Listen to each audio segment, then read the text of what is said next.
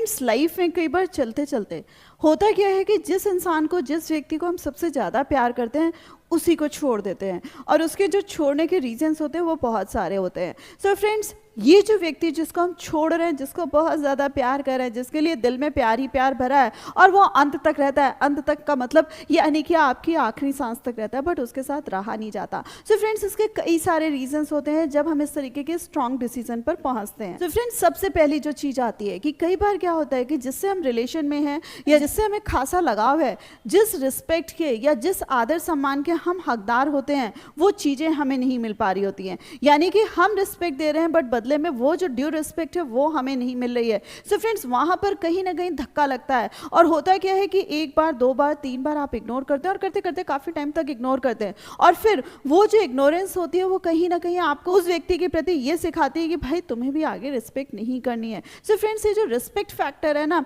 ये कहीं ना कहीं हमें छोड़ने को मजबूर करती है। बट यहाँ पे सीखने वाली बात ये भी है कि कहीं ऐसा तो नहीं कि वाइस वर्सा आप किसी दूसरे के साथ ऐसा कर रहे हैं, यानी कि सामने वाले तो आपको रिस्पेक्ट दे रहे हैं बट वो ड्यू रिस्पेक्ट आप सामने वाले को नहीं दे रहे हैं। सो फ्रेंड्स, वहां पर अलर्ट हो जाइएगा। फ्रेंड्स, कई बार क्या होता है कि जब लोग हमारे काफी करीब हो जाते हैं और हमारे बारे में ज्यादा जानने लगते हैं, सो वो क्या करते हैं फ्रेंड्स, उनकी और दिलचस्पी बढ़ जाती है, और वो जो ज्यादा जानना होता है ना फ्रेंड्स, वो अपनी जो विश होती है वो अपने अकॉर्डिंग हमें कहीं ना कहीं मोल्ड करने लगते हैं। कई बार अपनी जो इच्छाएं होती हैं, अपने जो डिसीजंस होते हैं वो हमारे ऊपर थोपने लगते हैं। सो फ्रेंड्स, हर एक को अपनी लाइफ में एक प्रिवेसी चाहिए होती है और हर एक को अपनी लाइफ में आगे चलने का हक होता है। सो फ्रेंड्स, तरीके की भी जो बाइंडिंग होती है वो भी फ्रेंड्स कहीं ना कहीं हमारा जो दूसरों के प्रति जो लगाव है उसको खत्म कर देता है। और इसमें भी मैं यही कहूंगी कि अगर कहीं आप भी अगर कहीं गलती से गलती कर रहे हैं, सो फ्रेंड्स आप भी सतर्क हो जाइए। साथ साथ फ्रेंड्स, कई बार क्या होता है कि हम किसी के करीब इतना क्यों आते हैं, क्योंकि कहीं ना कहीं हमारा इमोशनल अटैचमेंट होता है।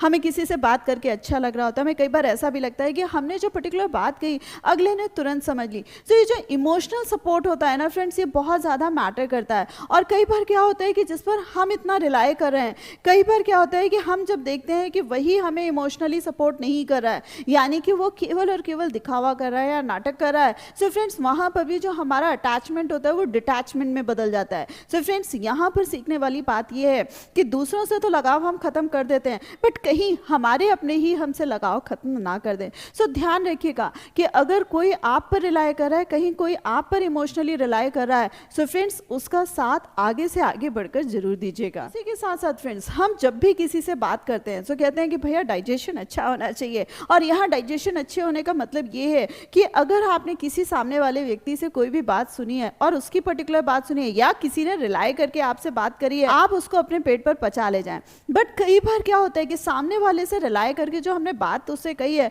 उसने सब जगह ढिंढोरा पीट दिया। फ्रेंड्स, ये जो रिवीलिंग होती है कि हमारी बातें तो सबको पता है, हमने सोचा था कि ये केवल मुझे पता है और इस पर्टिकुलर पर्सन को ही पता है, बट जब उस चीज के बहुत सारे पोस्टर्स बन जाते हैं या आप ऐसे लोगों के मुंह से सुनते हो जिनको आप बताना ही नहीं चाह रहे थे, सो फ्रेंड्स वहां पर भी हम हर्ट हो जाते हैं और ऐसे में हमारा उस व्यक्ति से आगे पे कभी बात करने का दिल ही नहीं करता है। सो फ्रेंड्स, यहाँ पर आप उसको छोड़ रहे हैं तो छोड़ लीजिए। फिर मैं कहूंगी कि खुद के लिए भी ये सबक लेने वाली बात होती है। इसी के साथ साथ फ्रेंड्स, कई बार जब हम इस तरीके से जो व्यक्ति हमारे लिए बहुत खासम खास है उसका किसी विधि भी हमें ह्यूमिलेट करना या दूसरों के सामने मजाक उड़ाना या हमारी जो बातें जो गहनता से केवल और केवल उसको मालूम है उस पर टॉन्ट करना, फ्रेंड्स जरा सा भी बर्दाश्त नहीं होता है। और वहीं पर कहते हैं कि कोई कुछ भी बोल जाए उतना हमें फर्क नहीं पड़ता है, लेकिन किसी ऐसे इंसान का बोलना जिसको हम बहुत ज्यादा प्यार करते हैं, दिलो जान से प्यार करते हैं, उसका सरकाज़ मारना, उसका टॉन्ट मारना या उसका मजाक उड़ाना, वो हमें रास नहीं आता है।